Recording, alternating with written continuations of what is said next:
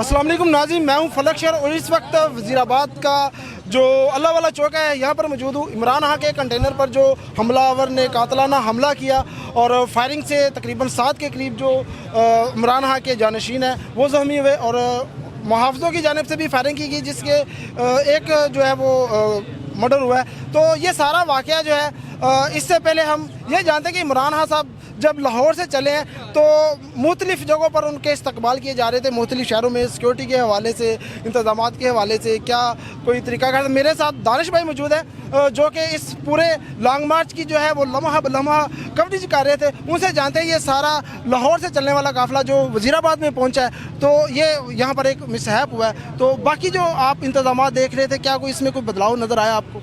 इंतज़ामात तो बिल्कुल ठीक थे। एक लॉन्ग मार्च के लिए जितने इंतज़ामात होते हैं सिक्योरिटी के वो सारे ठीक थे और ख़ान साहब तो खैर पहले इन चीज़ों के लिए तैयार थे, उनके इल्म में था कि जो थ्रेट्स उनको थे।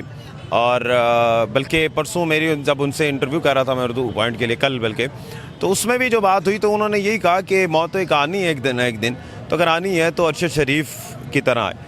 तो वो इन चीज़ों के बहरहाल थ्रेट्स को समझ रहे थे, लेकिन अल्लाह का शुक्र है कि कोई ज़्यादा नुकसान नहीं हुआ। लेकिन जो शख्स था जिसने फ़ायर किया उसका यकीनन 90% जो है ना एम यही था कि खुदा न खास्ता इमरान खान साहब को गोली मारनी है, क्योंकि जो इब्तदाई मालूमात आ रही हैं उसके मुताबिक कि वो सर और सीने को निशाना बनाना चाहता था। ये तो अल्लाह ताला का करम हुआ कि एक शख्स वहाँ खड़ा था, उसने उसे दबोचा जिसकी वजह से उसका निशाना ख़ता हो गया।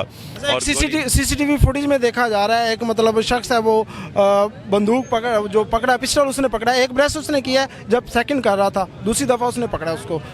हाँ, एक ब्रेस्ट तो उसने लगा दिया ना, लेकिन जो उस ब्रेस्ट की जो लास्ट गोली है ना जब उसने लगाया तभी उसका निशाना चूक चुका था, तभी उसको पकड़ा जा चुका था, जिसकी वजह से वो जो इसका निशाना है वो दाएं बाएं हुआ।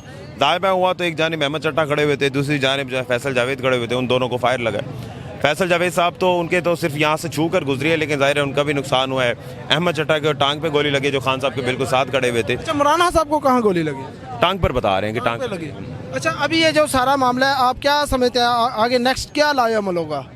कोई रब्ता हुआ कि क़यादत नहीं लाए अमल? तो देखें क़यादत जो है पीटीआई की वो तो कह रही है कि हम तो करेंगे लॉन्ग मार्च, हम नहीं रुकेंगे, क्योंकि जाहिर है जिसने भी जो किया है सिर्फ और सिर्फ लॉन्ग मार्च को रोकने के लिए किया है। और ये सवाल भी हम सब लोगों के लिए जो कह रहे थे कि सिर्फ 2000 लोग हैं, तो 2000 लोगों से इतना घबराने की क्या ज़रूरत थी, आने देते चाहे जिसने भी किया है ये। लेकिन अभी इतलात और आ रही हैं, अभी अली मुमताज़ भी बता रहे थे कि रात को एक मीटिंग हुई है नून लीग की यहाँ पर लोकल क़यादत की, और उसमें शायद ये फैसला हो सकता है कि हुआ हो कि आज क्या कार्रवाई करनी है। कोई एक सोशल मीडिया पे वीडियो वायरल है, मुकामी वो मतलब थ्रेट भी थे शादी हाल रोकेंगे हम इसको।